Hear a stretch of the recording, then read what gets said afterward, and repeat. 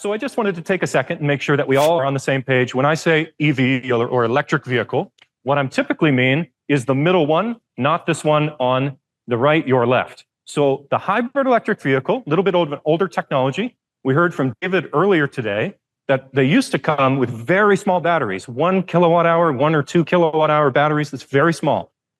The main proponent of that vehicle, the propulsion system, is gas. So we like to say it's gas reliant. At some point, you're going to have to fill up that gas tank. You cannot drive it forever on that battery.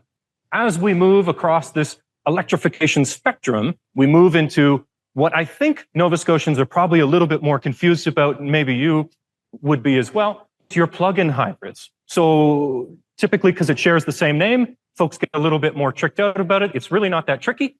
It has a plug. It's a hybrid that has a plug.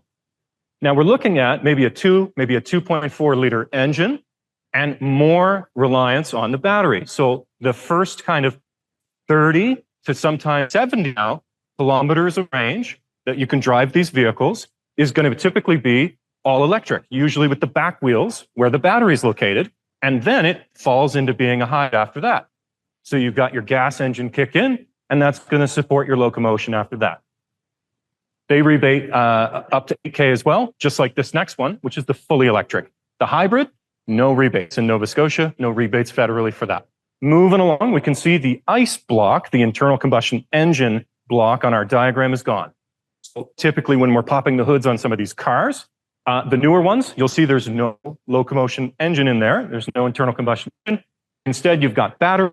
Typically, the undercarriage of the car is wheel-to-wheel, sometimes thousands of batteries. In the Teslas, that's what we see. In some of the other brands, it's more like hundreds of batteries all brought together into those modules that we've seen from some of the other presenters today.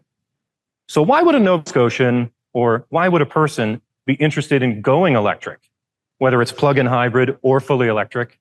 Well, of particular interest for the audience today, it's a lot less moving parts. When we talk about moving parts, there's typically 2,000 or 2,300 in some of the bigger vehicles, moving parts to an internal combustion powertrain. Who wants to guess how many there are in a fully electric car?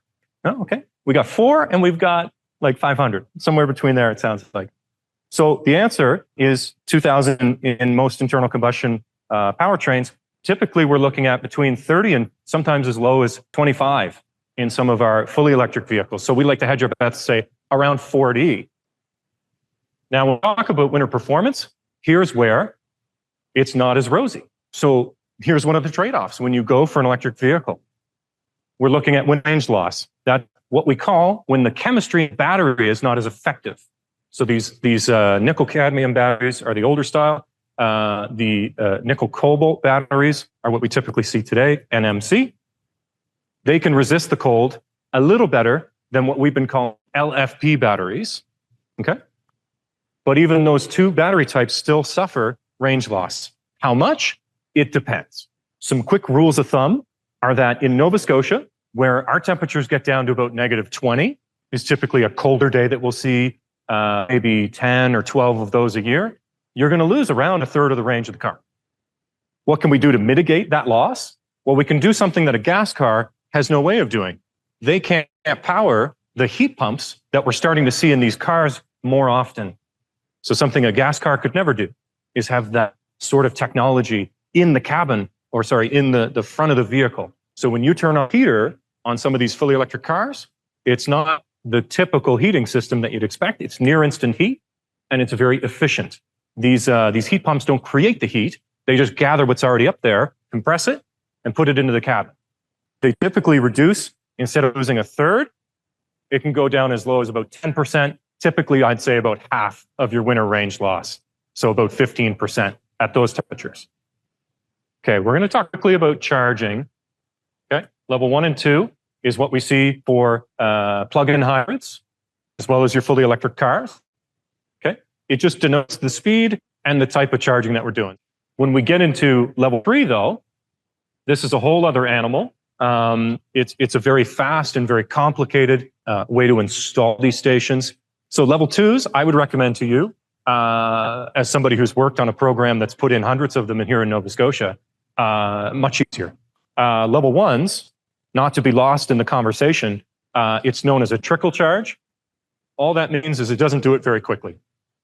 But a lot of people have level 1 plugs nearby. It's just a wall outlet, right? Same thing that charges our cell phones can charge our cars. And a lot of the time for plug-in hybrid owners, that's all I recommend.